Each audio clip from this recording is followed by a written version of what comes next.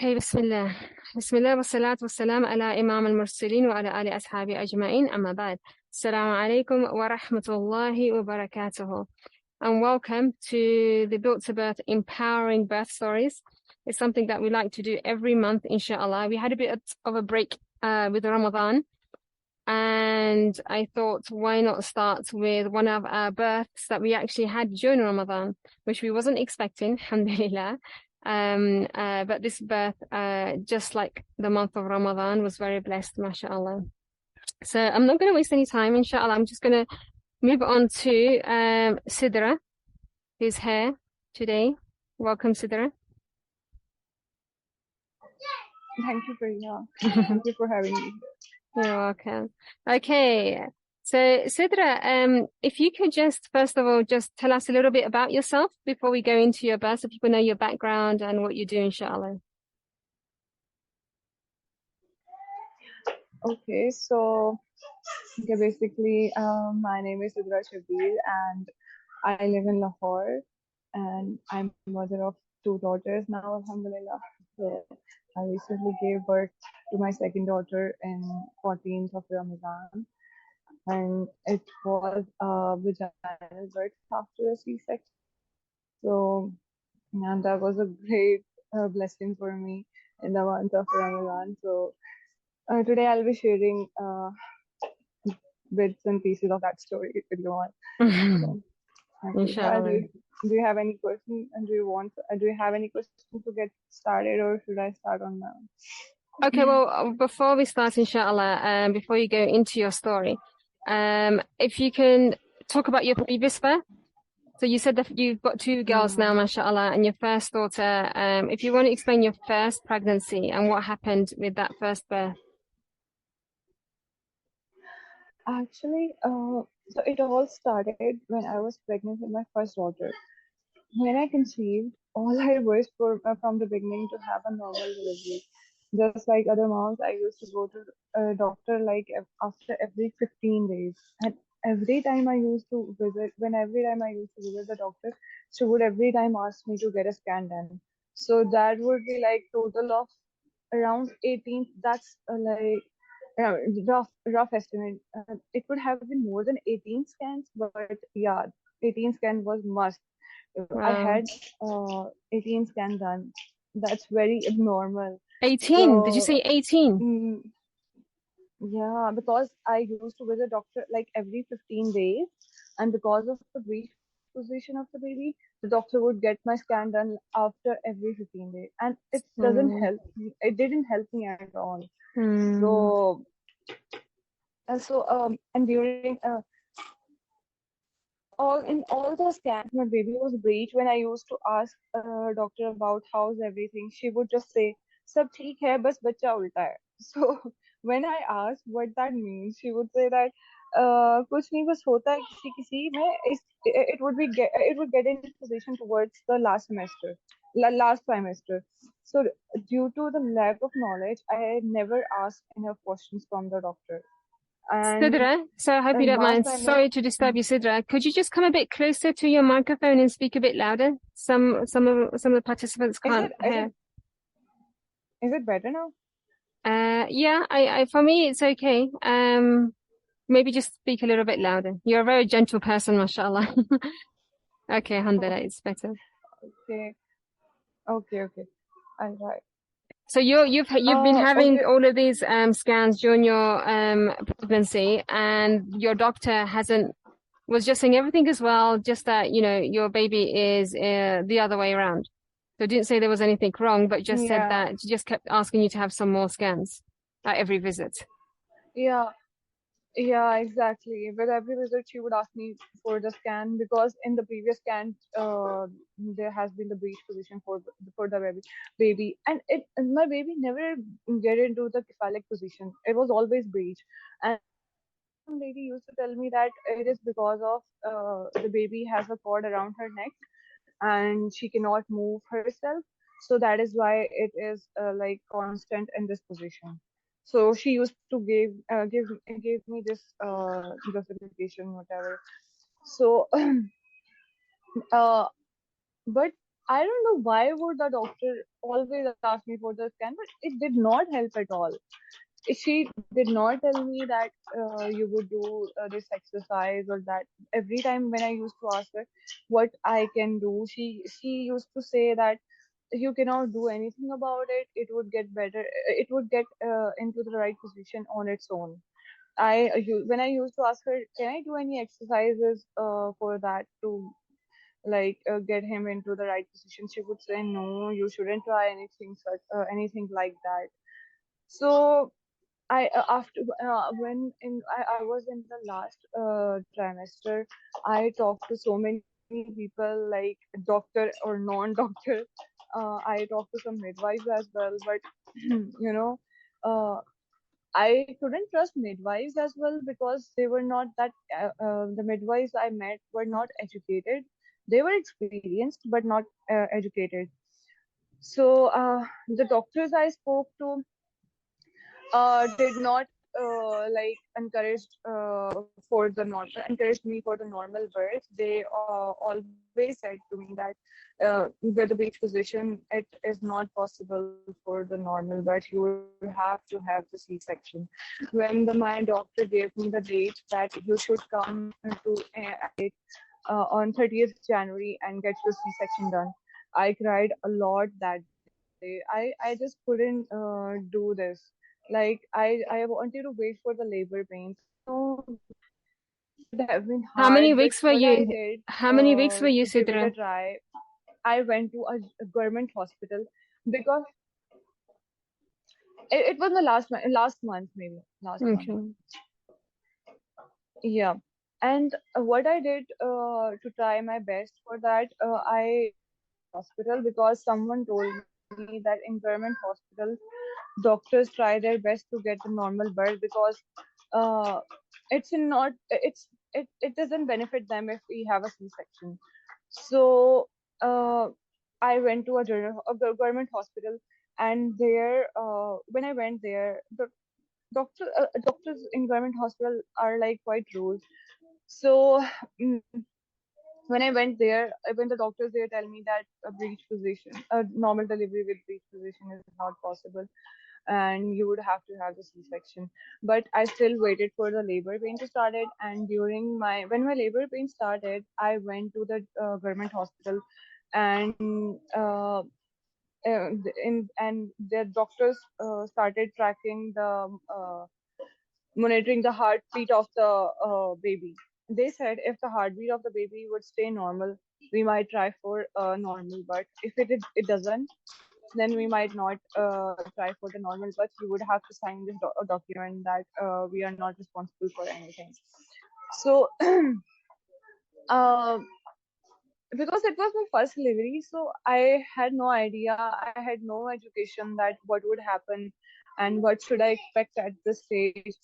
When a person doesn't have idea that what should he or she expect something at this stage, he's just like full of fears. What would happen? What could happen to me? And people has also told me some scary stories about deliveries of their old times, like story of baby getting stuck in the birth canal and all. So this was so scary for me. And I think as a first time, when also as a first time mother, you're quite vulnerable, and hearing all of these stories just added to yeah, vulnerability. exactly. So when my labor pain started, I went to the hospital, and there my labor progressed. Uh, I was 6 centimeter dilated when my doctor told me that you would have to sign the document. I cannot guarantee the life of the baby. So this was the moment I opted for the C-section at that moment.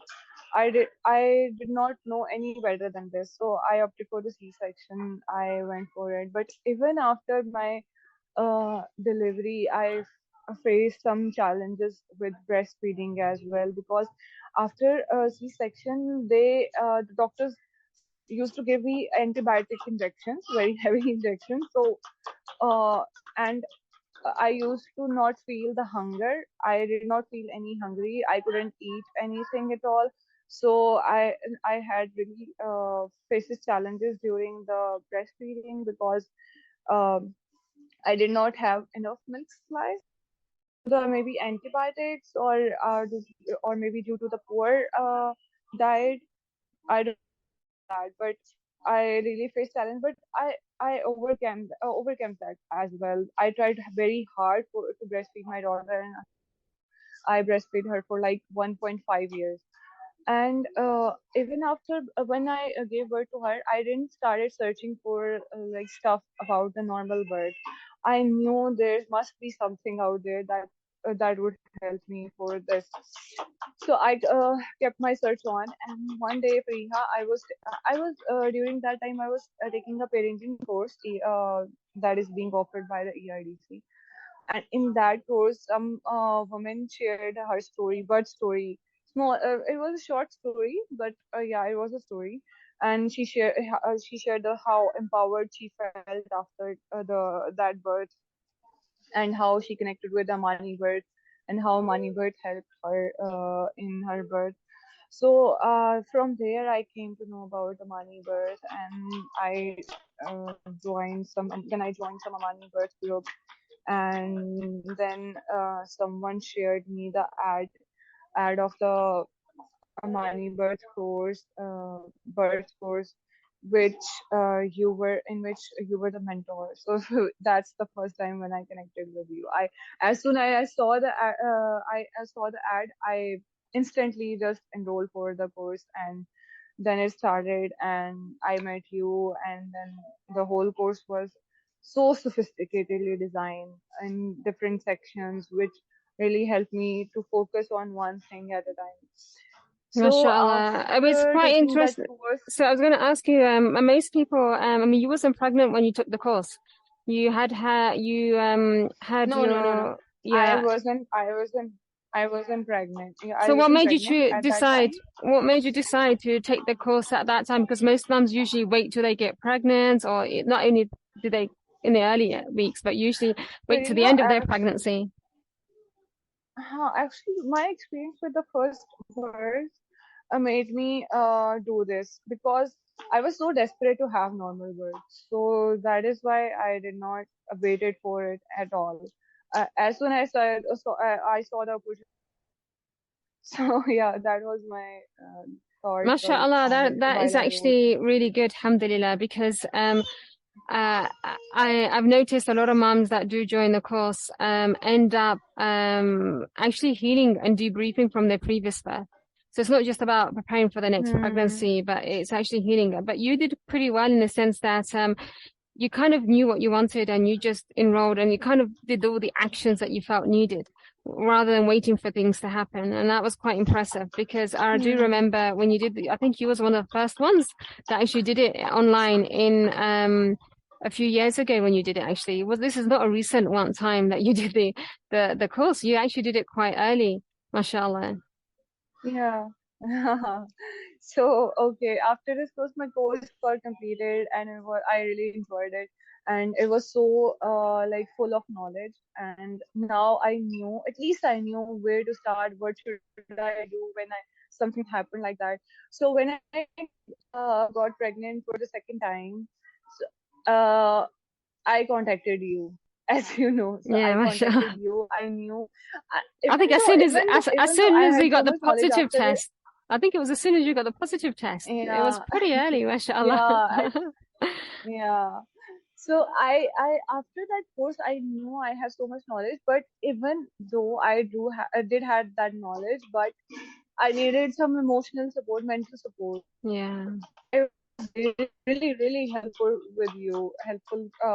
So you and you just guided me through like what should I just say.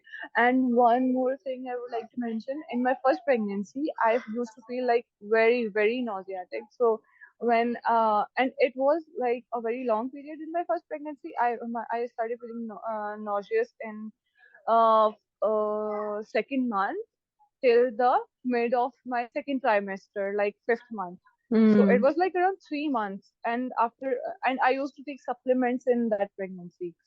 So when I was in this, I connected you and I shared with you that I have started feeling nauseous, you then told me my diet plan.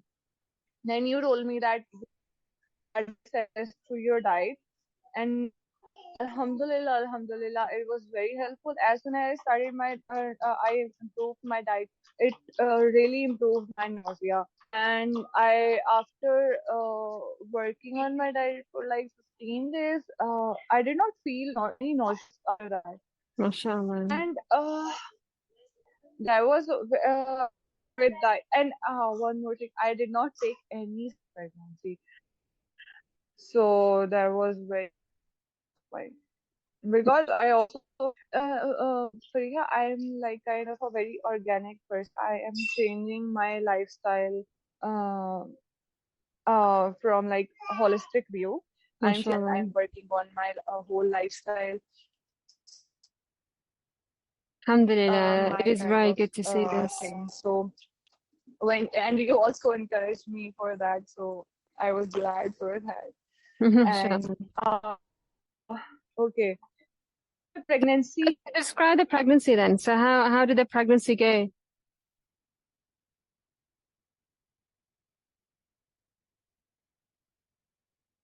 Oh, I think we've lost Sidra. Have we lost Sidra? We just Yeah, oh, you're I back. got it connected. Okay. Okay. I don't know Okay, whether so but my up here on my yeah. side, so I don't know whether it's mine or whether if everyone else can hear Sidra clearly.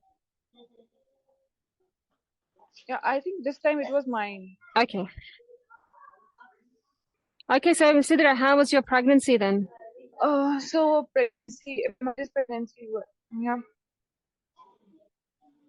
yeah, this pregnancy was like very smooth, Alhamdulillah. I not feeling nausea. I did my exercises, and but I lagged at something like when it was my last month, my new job started. Remote. It was a remote job, and my new job started, and I couldn't give some time. So yeah, that's only where I lagged. So everything other than that, everything went well. Uh, So your new job yeah, involved that's it. your new job involved sitting at the computer. And I remember when you told me I'm working now and I'm doing this, my I was like, okay, and your last trimester, I want you to relax and, take it easy. So I asked about the job and I was a bit concerned. I was, did try to remind you about the exercise and just to move as much as you could and take regular breaks. But I understand how work can be. And I remember how you used to just ask me again and again to share my a full day diet with you, like, and I wouldn't follow that because I got a job, so I wouldn't share that. So I know. I No, was so mashallah. impressed that you were so persistent. You were so persistent on asking me, please share your diet for the video. I feel so bad. No. You did very well, mashallah. And my point wasn't to make you feel guilty or anything like that. It's really more for accountability. I know. That annoying little person in the room saying, "Hey, what are you doing? Get up, move around." No, it wasn't that. Mashallah, you did very well, mashallah. Yeah, my job was on computer. Basically, I'm working as a data analyst, so it was like more on laptop. I was sitting on chair, and so that was my routine on my laptop since like 8 a.m. to around 5 or 6 p.m. Yeah, I mean, for A me, hectic that is routine. actually quite a long time. Sidra, what did you do differently for this birth, compared to your previous one? I know you mentioned about you In decided previous to go a bit organic, but how was this different from your previous pregnancy? in my previous pregnancy, when my doctor told me my placenta is quite low, I shouldn't do any exercise, or I should rest. So I think that also like impacted my pregnancy or positions of my baby Mm, in previous pregnancy. So it was like I couldn't exercise, I couldn't do the house chores or like anything else. I did not go to the walk. I went to the walk, well, it was my last trimester. mm, And even when I asked my doctor, can I go to the for the walk, she did not encourage me for that, but I went for that anyway. mm. Actually, my lifestyle was not very active in first pregnancy. So when I start in my second pregnancy, that was the addition. The diet was the addition, and my exercise was the addition. Mashallah. So yeah, that was it. Uh, Sorry. so in the first pregnancy, something that I noticed is your doctor was saying about not to move, not to be very active.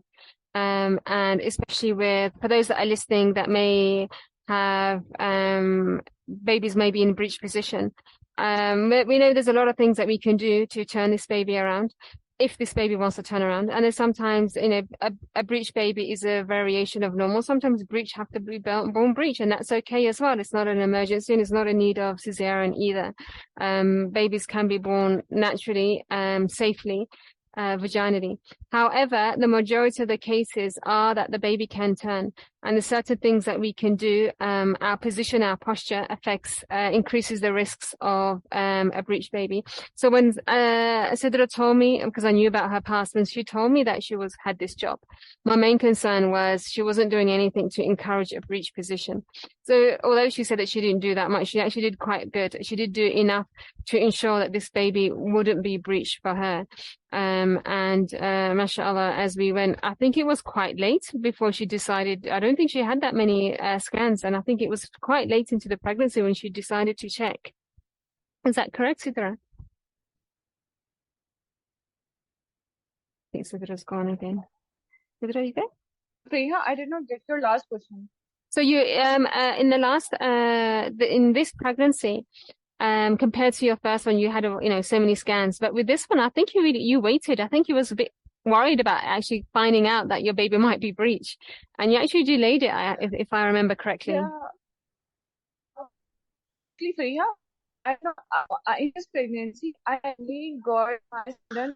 This one was around like third, fourth month maybe, and that was just that was just a normal check. Like I wanted to the of the baby and the position of the baby was fine.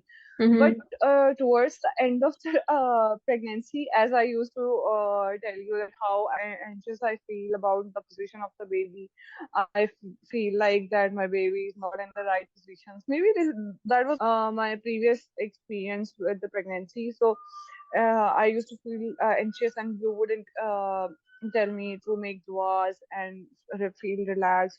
And you also you can run if you are not satisfied with the position of your baby. So that was my second scan, and in that scan as well, so perfectly fine. So yeah, these only two scans, and I never felt the need to get my scan done. Other than that, yeah, everything else was fine. Yeah, mashallah. And we don't encourage too many scans, but sometimes for assurances, and you want to make sure everything is well. And if it's going to give you the confidence that you need, then go and get checked. Make sure that you Fariha, are your voice okay. is breaking. Oh, I is it cannot mine? hear you. Okay, sorry. Um,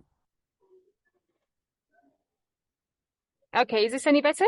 No, it's better now. It's better Okay. now. Yeah. Okay, continue then. So where are we now? Um, what? Okay. Go. Besides, besides talking to you and getting your consultations, I also started taking consultation from a doctor from its Dr. Brain, Yes. and she was also so good. Alhamdulillah, I met so many. Yeah, that was a difference. So, when I went to Amreen, I shared my birth plan with her. And remember, you told me that do not share your whole birth plan with the doctor. They might get offended with that.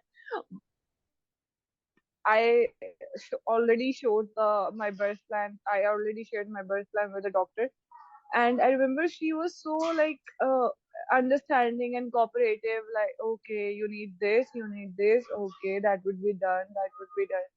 She was so good, Alhamdulillah. So yeah. MashaAllah, yes. Alhamdulillah, I think you had a very good rapport with her, which made a big difference. I think she trusted you as much as you trusted her, and this was really important. And whenever you came with something, you came quite confident and prepared to her. And when a doctor has someone like that coming to them, and especially I do feel that this doctor in particular, mashallah, was very sincere. She was very accommodating. And because you came prepared and confident, and you actually came, taking care of yourself, this gives a doctor confidence in you, knowing that you're not going to go the other way or come complaining or anything like that with her. You're going to come prepared. You're going to take care of yourself, and this is, ideal for a doctor to work with. And mashallah, I think you were both on the same mindset, which makes a big difference as well. Mashallah. So when how was your husband involved then? Because I know when you used to do the classes and everything, and when it came to the actual time, you did say you were sharing everything with him. And your birthing time, apart from your doctor, your husband obviously is a big player in this. How was he involved? I must say that he really played the main role, or Yeah. I would say lead role. I agree. Mashallah. Good, and if it wasn't for him, I might not able to do this. The people around me, my family, like my mother and my mother-in-law, would scare me out of this normal birth. So it was he. Fariha, it's Azan time. Can we take a minute break? Yes, inshallah. Okay. Just take a couple of minutes break for this, inshallah. So Nurjahan asks, please share the doctor's name for those in Lahore. The doctor was Dr. Ambreen in Mid City Hospital. She was very good, alhamdulillah. But just to say, with all hospitals and all doctors, everybody has their own experience with their doctor. And Sidra knew what she wanted, and she went fully prepared, and the doctor was just accommodating to her needs, and that's really important. If you don't know what you need, and if you don't know what to do, and you don't present yourself in the natural optimum conditions, then the doctor is going to have to work with what you present them with. There were some things I remember as we went along that the doctor was asking for, which Sidra knew that wasn't important, wasn't going to affect, but she went along and did the things just for reassurance for her doctor, but we knew that it wasn't going to have an impact on her VBAC. Same with tests, same with unnecessary scans that she didn't need. But because they did have a good rapport, and I do feel Dr. Ambreen and Sidra trusted each other, she agreed to things that Sidra wanted, even though it may not have been her usual protocol. So this is really important for you to understand, for anyone to understand when approaching doctors. Just because one person's had a good experience doesn't mean that everybody's going to have that same experience. You really do need to go prepared, inshallah. And I remember when I first came here in Pakistan and I had this conversation with doctors talking about natural births, I was told that there is no way anywhere in Pakistan that you could have a natural birth in a hospital. And I was confused. I couldn't understand why not. And the answer I was given was because, first of all, this is not the UK or this is not the US. Secondly, there are women here, they're not capable of having natural births. And I thought, subhanAllah, why not? Why can't they have natural births?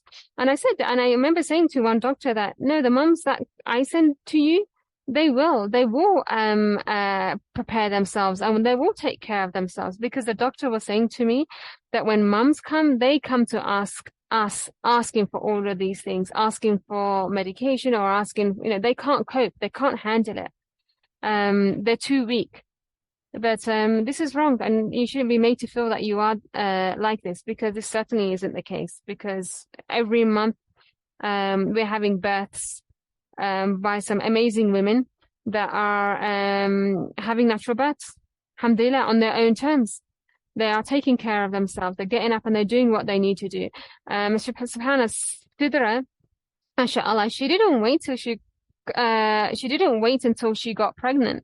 She had a challenging first birth and decided, I have to do something about this. And she wasn't thinking about conceiving again. She just went and did what she felt she needed to do. What do I need to know about getting pregnant again? What do I need to know about childbirth? I need to go and do this. And that's what she did. It's about action, and if you really believe in something and do it, then inshallah you will do it. And there's actually more to this story, inshallah, which I want Sidra to share, mashallah, which I think really made a big difference, and describes what happened during labor and at the time of the birth. So Sidra, if you want to start with as your labor started. Yeah. Okay, so I was telling that how my husband played a lead role in my labor and pregnancy. So whenever when I used to take the nanny work, I used to share everything that how it like how system and the doctors made us think that things are very complicated with normal birth, and this is not possible and that is not possible. So how it's very unnatural, and he would used to agree with it, because we both are like on same page. We are studying some stuff for like organic lifestyle and things like that, so which really help us to understand every aspect of the course. So that was the thing. And when in my pregnancy, obviously he provided me with everything I needed. And when my labor started, my mother-in-law is like very very sensitive. My water broke at like around 12:30 a.m. It was like after midnight. And it was Ramadan, and it was 14th of a night of 14th Ramadan. And when water broke, the labor has not started yet. So my mother-in-law instantly told us to leave the house, go to hospital. You cannot stay here. You cannot try this at home. So we wanted to wait. We wanted to wait for the Faria. As soon as my water broke, I dropped message to the Dr. Ambreen and Faria both. So I wanted to wait for the response of Fariha, what she has to say. What we did, we left the home. I went to my mother's home. So at like around 1 a.m. at night, we went to my mother's home, and there we told my mother. She was like a bit okay, like okay, let's try that.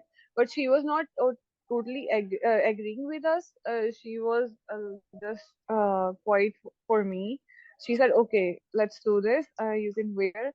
We'll see with time what happens. So we waited there around her time. My labor pain has not yet started. That my it was progressing, but it was very slow. So Seher's and Amreen's reply came around Sehri time, and when both of them, Amreen and Fariha, told me that you should come to the hospital uh, when your labor pain duration is this. They gave me the threshold that this. Fariha, actually, I'm not at my home. I'm at some place, and there are some these mosques. I would have to wait. I would No have to take problem. a 2 minute break Go again. on, stop. Mute yourself and just unmute when you're ready, inshallah. And I'll continue with the story. Okay. Okay, so what had happened is her waters broke, and at 12:30 something, so no contractions. So we know this is normal, yeah. When your waters break, it doesn't mean that you rush to the hospital, and it doesn't mean that your uterus needs to contract either. Labor doesn't always start with waters breaking, so that's really important to know and understand, because a lot of people make the mistake of rushing to the doctor or the hospital, because unfortunately in Pakistan, once your waters break, you're on the clock is ticking. They don't let you wait for too long. But we know international guidelines, you can wait as long as 72 hours. Actually more. We know mums that have waited a week and their waters are broken, and it's fine, it's healthy, providing that all the other measures are there to make sure that there is no infection, nothing going on, and there's plenty that we can do to ensure that and monitor the baby. So she waited. Now this was Ramadan. Her I think she was about 37 weeks. So neither of us were expecting her to go into labor soon. 37 30, 37 week. I just completed my 37th week. Yeah, you just did 37. And I remember you saying, I think you saw the doctor only 2 days before, and you said to me, I remember this, you said to me, oh, I have to have, she wants me to do this scan or the scar thickness, but I know it doesn't make a difference. But I think I'm going to have the baby soon anyway. You was like, I can feel it. It's going to happen. And I was like, no. SubhanAllah. Because I started to feel the position very low of the baby, and also I was urinating very frequently at the night. I used to get up like after every hour or half an hour, like that. And also I started to have the loose motion as well, like very slightly loose, but it was loose. So that also made me think, because in my previous pregnancy that happened, I started to have loose motion before my near my labor. So that made me assume that my time is near, maybe. So around that time when Fariha got in touch with me, and Fariha no, because what happened, because I remember during Ramadan, I actually I was not looking at my phone in the night, because and I specifically because it was Ramadan, I remember now. And my phone usually gets quite busy, so for Ramadan I made a point of actually closing my phone. I wasn't expecting you to actually go into labor so soon. So it was at Sahur time, and I got your message and some missed calls. I thought, what's going on? And then I called you immediately, and you was actually on your way to the hospital, SubhanAllah. And your husband, it was around 6. I think it was around 6 or something. 6 a.m. It was 6 a.m. Yeah, he said it was that around 6 a.m. and we were leaving for the hospital, because thinking, or maybe the labor pain made me think that maybe it's the time is close, because it was his first time. So I thought this is the maximum pain I should get. I should go to. So when I was on my way to the hospital with my husband and my brother, everyone was hearing my screams. So when I was playing with them, Fariha replied and she called. I said, okay, thank God she responded. So Fariha told me, heard to my screams, and she said, no, you cannot go to the hospital right now. You come back home, and you will leave home when your labor pain duration would be, or your contraction duration would be this. So okay, I thought to myself, oh, it is going to be worse now. So it like made me so scared. Okay, it is going to worse now. So when we went back to the home, and at actually, home, I have to say, you was actually very polite, considering your situation. You was actually very polite, and your husband, mashallah, was very accommodating. Okay, let's go back. And they didn't even question anything. Like, I thought, wow, and you just kind of, we trusted you, Maria, No, mashallah, it was very good. So you guys went back. And I was like, oh, okay, they're just turning back just like that. They went back, and then all I could hear, I could hear noise, I could hear people, and I said to your husband, who's there? And I think it was your sister and your mom, and there was a lot of people there, and I could My hear brother, dad, dad and even my mum. brother was there.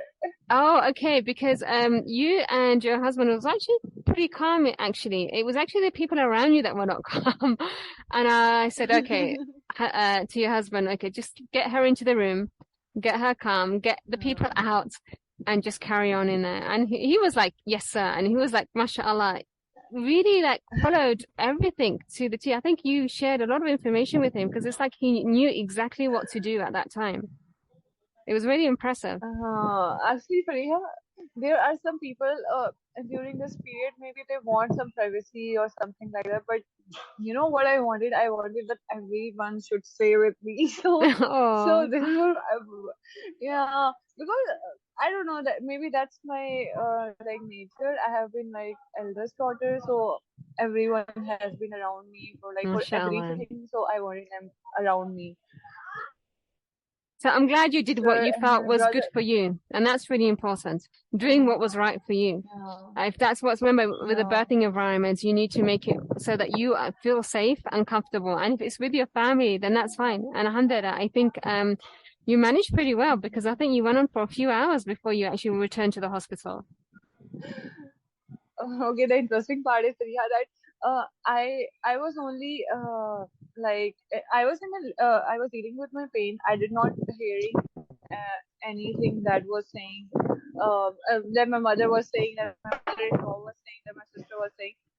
It was my husband who was dealing with everyone I with my know. labor pains as Mashallah. well. So Mashallah. I was so impressed he was when I could convincing hear it all. everyone. He was convincing everyone like He, it's okay, she would be fine, she would be fine.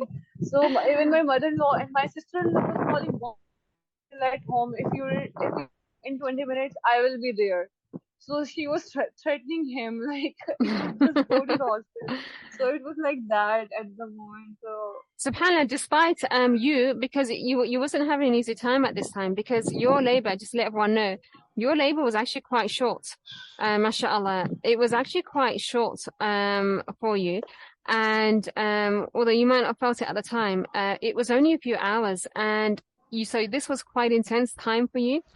Yet your husband was watching this. I mean, it's not easy for someone to watch the person that they love in that looks like in a lot of pain.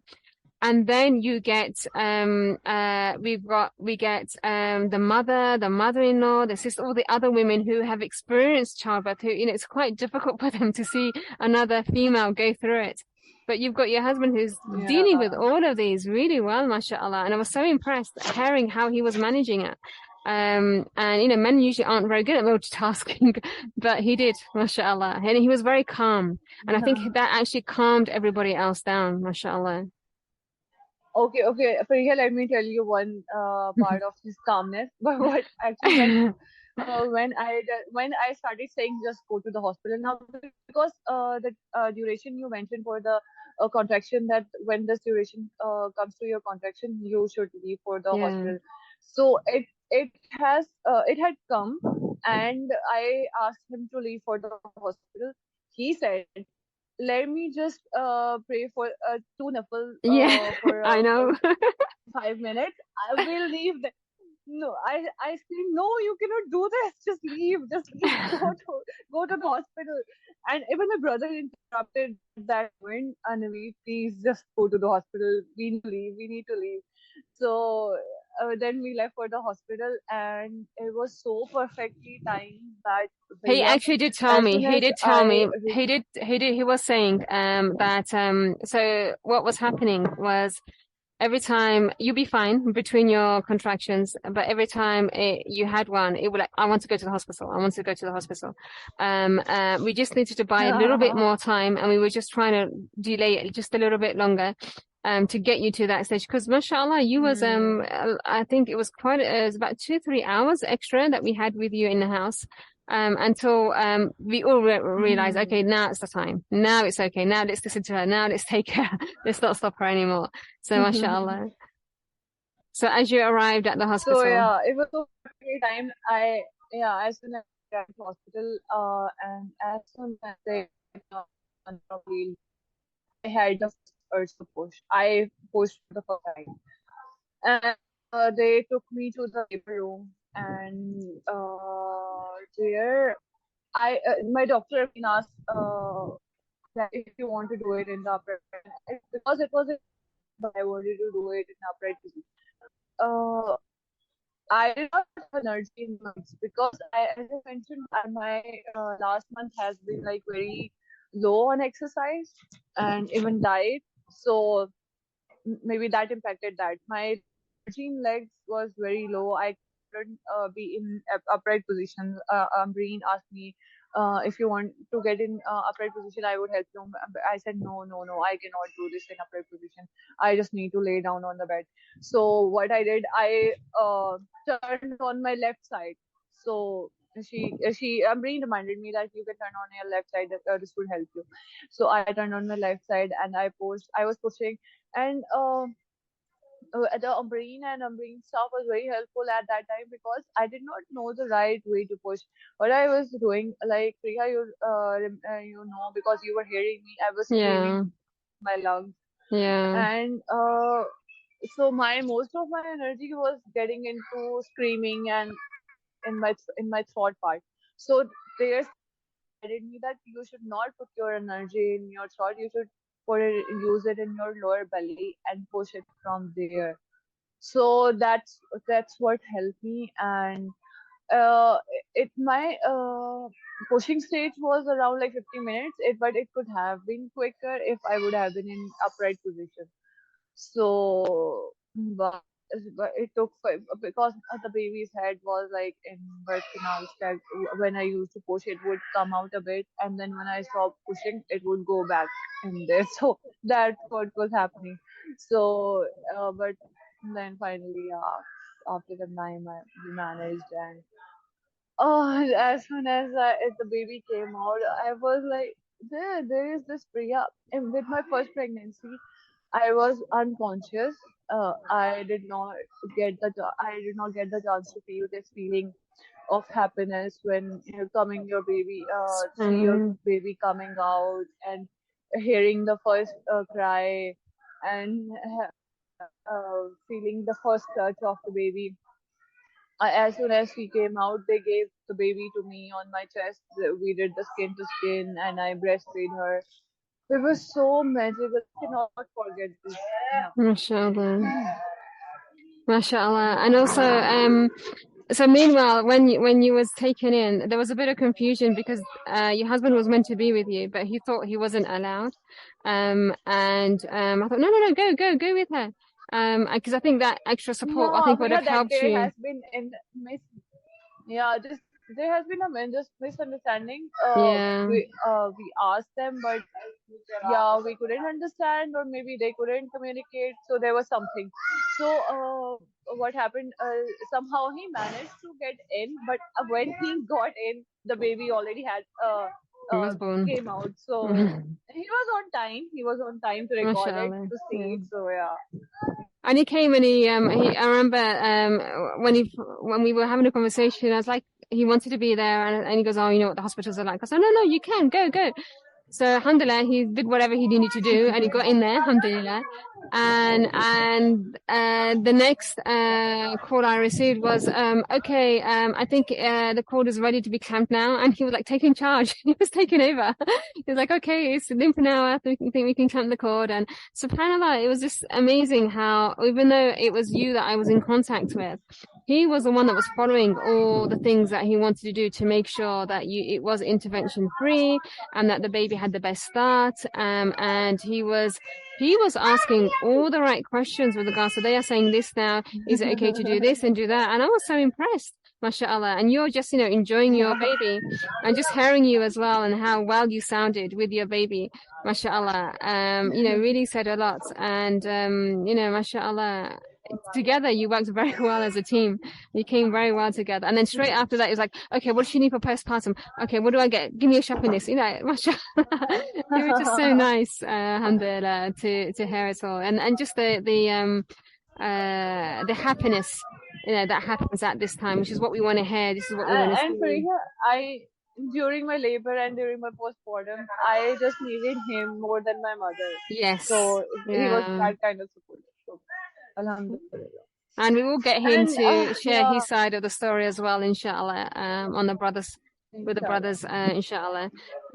He has, hearing things from the dad's side is very different from the mum's side, because mum, she remembers what she went through. But with the dads, they're actually dealing with the environment. They're dealing with, they remember things that the mum doesn't remember or even know that actually happened. So it's always nice to hear from the dad's side, inshallah. So that day, it was like I was so happy at that day. So I came to home in the evening, but baby was born at 10 a.m. Around 10 a.m. And I came to home in the evening, and well, it was first degree tear. I did Yeah, not have mashallah. any episiotomy, so it was first degree tear. I came home, And she didn't need it and stitched either everyone up was coming to either. meet me. There was no stipend Yeah, as well. mashallah. So everyone was coming to meet me, and when everyone was coming to meet me, and I was telling my story with a big smile on my face, like I was just even now when someone asks me how this happened, how did you manage to have a normal birth after a C-section? So I'm just so glad to share my experience. So I also used to just like give it a try and try your best to achieve this. I have this sense of achievement, Yeah. and like I'm so happy. I'm so I happy. think I think for you, Sidra, it wasn't so much let just give it a try. With you, I felt it was I'm going to do this. It's not let's just try this. And I really want all VBAC Yes, mums yes. to, no matter whether it's 2, 3, 4, 5, 6 cesareans, I want it to be like I'm going to do this. Because there's nothing stopping you. There's nothing stopping you from having a natural birth. A previous C-section is not a reason for another repeated C-section. In fact, it's more dangerous and more harmful to have a repeated C-section than it is a natural birth. And alhamdulillah, we have plenty But of yeah, mums doing this. Yes, Sidra. C-section and then the antibiotics you have to consume after that. That is just so Yeah, awful. yeah. Yeah. No, mashallah. I was really happy with how you managed to carry on with this. You got a question, Sidra. How is the positive birthing experience affecting your relationship with your baby now? Uh, uh, actually, with my first baby, when I used to breast my daughter, like I would be so uncomfortable. My neck muscles were so weak at that time. They used to pain. They used to ache a lot, and then there were like so many challenges. I just cannot. I don't want to repeat them. And during this my pregnancy, I used to bond with her. Yeah, I was just so comfortable. I was so energetic. I gave my full best time to my daughter. So alhamdulillah, and even my baby, this baby is quite like calm compared to my mashallah. firstborn. So Mashallah. yeah. Just to add to that, with something that we encourage a lot during the pregnancy and afterwards, of course, is connecting with your baby. And this has a very big impact on the baby's personality and just your relationship with the baby. And I think I'll ask the same question as well for Dad. I mean, how is his experience with the baby? Because his involvement and being there and helping you through it, how is his relationship with the baby? He's an amazing dad. He's an amazing father. I just cannot praise him enough. Alhamdulillah. MashaAllah, MashaAllah. So yeah. Allahumma barik. May Allah protect you and your husband and your children, inshallah. Any more questions? Any questions? Do bring them in. Otherwise, Sidra, I'll just ask you one more thing, inshallah, and then we'll let you go. Any advice that you have, any words of wisdom, anything that you would like to share others that are listening in today and that want to do what you want to do, that feel that they can't, any advice for them?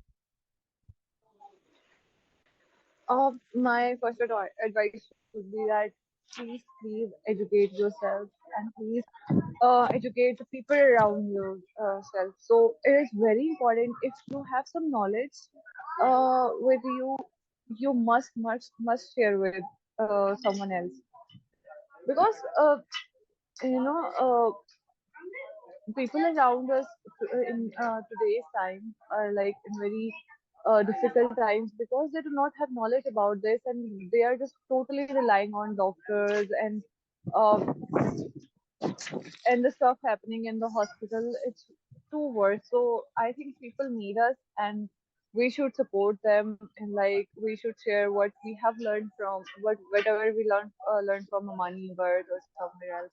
So yeah, that's what I Yeah. say. Jazakallah It khair. is So very important. spreading the knowledge and making other people aware and the people around you. Inshallah. So let me just check the questions.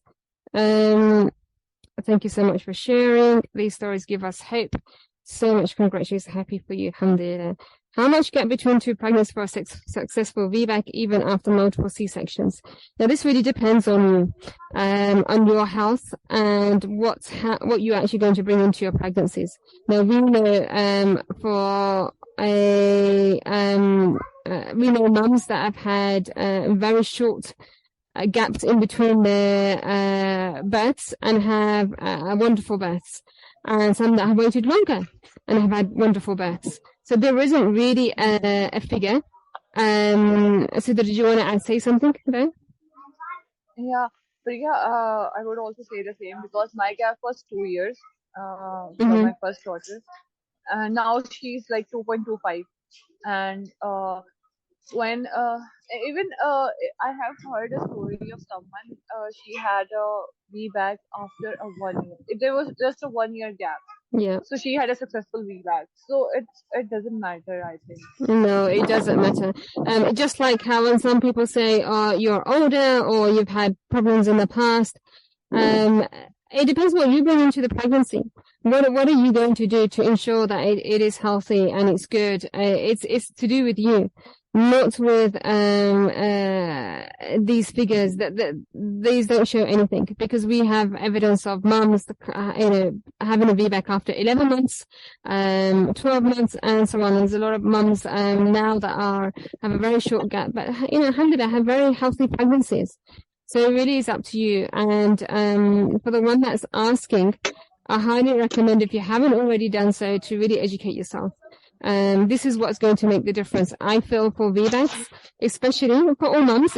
I mean, to be honest, there's no difference between you and any other mum just because you've had a previous C-section. You have to put the same amount of effort and work in it. And it doesn't mean that you are going to be in a more difficult situation and you have higher risks. No, not at all. And if you're feeling that way, then maybe we need to look into why you are feeling that way, because there's nothing stopping you from having a natural birth. And a previous C-section has nothing to do with the ability for you to give birth. So this is really important to remember, inshallah. Anything else you would like to add to that, Sidra? Yeah, Nujrat is asking, you had no stitches, how did that happen? Nujrat, actually, my tear was like first degree tear. So my doctor asked me, do you want stitches? I said, no, I don't want stitches. I want to heal itself. So yeah, we did not need the stitches for that, for first degree tear. Maybe that is why doctor did not. Yeah, mashallah. So with the first degree and a second degree, even I know that I've had third degree tears, I've got no stitches, natural tears. When you've had an episiotomy, no matter how small it is, unfortunately, stitches are required, because with a natural tear, it's a tear between capillaries and it merges very easily, naturally. Just like with, like the skin inside your mouth, when it tears, you don't go in there and start mending it. You just leave it and it heals itself. And our body has the ability to heal. And something about our perineum, which for those that are worried about tearing, our perineum was actually designed to stretch and roll over and do these amazing things, and actually tear it if it wants to, because it goes very quickly as well. One of the things to make sure that, something that Sidra was able to do, was not push too early. Now she went there, 15 minutes later, she gave birth, they were preparing her to birth. Now, there's different guidelines and standards. For example, in the UK, you don't ask a mother to push until you see the head. In other places, like the US and here in Pakistan, if you're 10 centimeters, they ask you to start pushing regardless of where the baby is. And this is wrong. And this is what causes tearing, unnecessary tearing and pelvic floor dysfunction and so on. So understanding and going with your body and not forcing this baby out has a big impact on the tear, inshallah. So let me see. Doctor says uterine line gets thin with each pregnancy. So let's just go through the comments. So the doctor says uterine line gets thin with each pregnancy and scar tissues also develop. Yep, scar tissues do develop, and our skin. Yeah, go ahead. Sorry to interrupt. Can I leave because my daughter? Yes, go ahead. Yeah. Jazakallah khair, Sidra, for your story. So great to share my story. Inshallah. I think you have it written as well, so let's get that written story up. So for those that missed it, the story, and for people to read later on, inshallah, they can. Inshallah. Okay. And then get your husband up as well. Inshallah. Okay. Looking forward to that one. Jazakallah khair, Sidra. Lots of du'as for you and your family. Thank you. Barakallah. Barakallah fiik. Assalamu alaikum wa rahmatullahi wa barakatuh. So we'll stay on for a couple of more minutes just to answer these last questions. The uterine line gets thin with each pregnancy and scar tissues also develops. I'm not sure if you mean a uterine tissue with muscle, or you're talking about the scar. The scar tissues, scars do form, and they don't just repaper like that. That's not how our body works. With each pregnancy, your body removes your uterus is an amazing muscle, and the body has the ability to repair and heal itself, and that's what happens. And when you take care of that uterus, it becomes well toned and it does what it has been designed to do. It's actually disturbing the natural physiological process of the uterus, especially during labor, that can cause problems, but not necessarily a rupture. So I suggest, do get educated, look at the facts. What are the facts? Less than 1% you have a uterine rupture. Alhamdulillah, I've never seen anyone have one or heard anyone that's had one. And there are also signs to look out for. It just doesn't happen like that. There's things that we look out for to see if there is one happening, and subhanAllah, that just doesn't happen. And if you're one of them, you can see them. You can look out for the warning signs. But I would say that the risks having a repeated C-section is far more greater than anything that the doctor has listed. Okay, I live in KSA, no doctor supporting birthing position. There was one who used to, but she isn't taking deliveries anymore, so what's your advice? This is my second pregnancy and in the 35th week. Also had a traumatic vaginal birth with my first and sisters. Pushed the baby out, and I've had a very bad tear. I'm not sure about which degree tear it is though. Okay, again, your body heals, and there's things that you can do to strengthen that. With regards to birthing position, and remember Sidra, she was too tired to get up. She actually wanted to do some other upright position. Her husband didn't make it in time into the room, otherwise he would have supported her and helped her up. She got on her left hand side. There's things that you can do on the bed that facilitates an upright birth. Other things that you can do if you are in a very difficult situation is not get on the bed until you're ready to birth your baby, until you have an involuntary urge to push. Then you get on the bed. So you're laying upright until you need to get on the bed. That's one way of doing this, inshallah. You have other things that I think you want to say that you can need more clarification. This really seems unbelievable because this encourages for 2 ties out of 3 sections and says you can't have more babies. This is wrong. We know mums, I know a mum that's had 5 C-sections here in Pakistan, and it is not the case. She had a very healthy baby afterwards. Unfortunately, it is very sad. I'll tie the tubes. It is sad that people are doing this, that doctors are doing this. It is incorrect. And it's not something that I would say is Islamically correct to do so. Stopping someone having a child after 3 C-sections. In fact, Sumaira, if you go to my YouTube channel, we have a birth story where a mum was said this to her as well, and she went on to have a home birth instead. Because the doctors were saying to her, you're going to have a 3rd C-section, and after that, we're going to tie your tubes. Scar tissues do develop after surgery, but then there's things that we can do with scar tissue. You can massage them. You can, there's things that we can do to minimize them. It doesn't stop you from having a natural birth afterwards. In fact, it used to be very normal. In fact, my own mother, she had 2 vaginal births, and then she had me, and I was born via a C-section. And then after me, she had 2 vaginal births, and they didn't even question about my birth. It wasn't an issue that I had that she had a cesarean, because in those days it didn't really matter. You know, they didn't question what the previous birth was. It didn't matter that you had a cesarean. Cesareans truly were there when it was needed. But nowadays it seems to be given for every single mother, subhanAllah, unnecessarily. If someone is trying a vaginal birth after 2 C-sections, what is the ideal gap between the last baby and the third one? Okay, we did mention this. So a lot of mums generally, when we have a baby, we want to wait at least 2 years. 2 years, so for your body to get back into its place for the breastfeeding, so you to regain your health. Ideally, 2 years is a good time for anybody.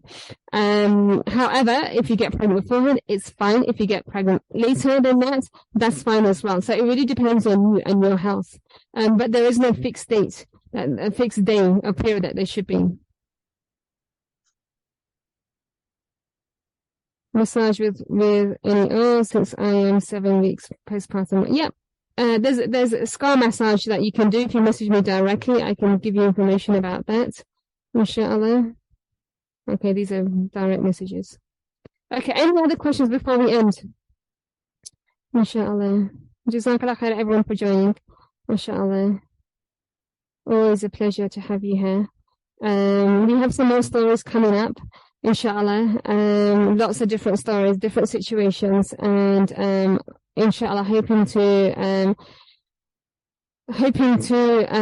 inspire and motivate the rest of the community across the world, inshallah, in order to have a stronger and fitter ummah, inshallah. Ra'iyaki.